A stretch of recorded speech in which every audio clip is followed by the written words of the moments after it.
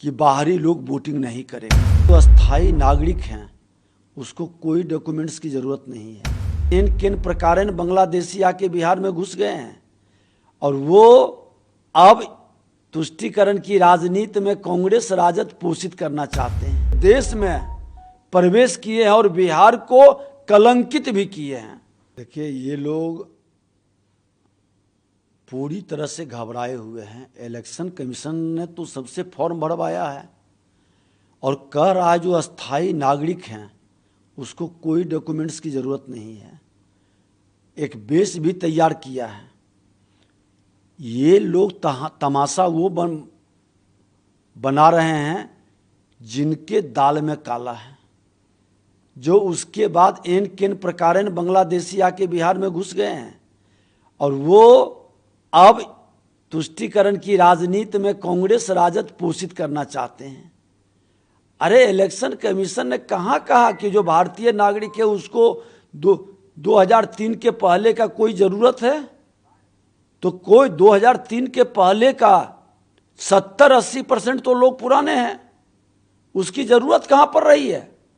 ये 15-20% लोग जो घुसे हैं, जो पूरे बिहार के माध्यम से देश में प्रवेश किए हैं और बिहार को कलंकित भी किए हैं।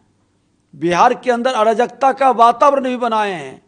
बंगाल पूरा डिस्टर्ब कर दिया, आसाम के अंदर और बिहार के अंदर, ये 3 स्टेट को किस तरह से ये लोगों ने अराजकता का माहौल खड़ा करने का वातावरण बनाया और कांग्रेस राजद उसके पक्ष में खड़ा है। ये दुखद दुर्भाग्यपूर्ण है। चुनाव आयोग पूरी पारदर्शिता के साथ साफ तौर पर एक्टिविटी कर रही है। ये किसी एक जाति, एक पार्टी के लिए नहीं कर रही है। उप मुख्यमंत्री जी, क्या आप ये कर रहे हैं, उनके संरक्षण करने की आप बात कर रहे हैं? देखिए, मैं साफ तौर पर चुनाव आयोग ने कहा है कि बाहरी लोग वोटिंग नहीं करेगा।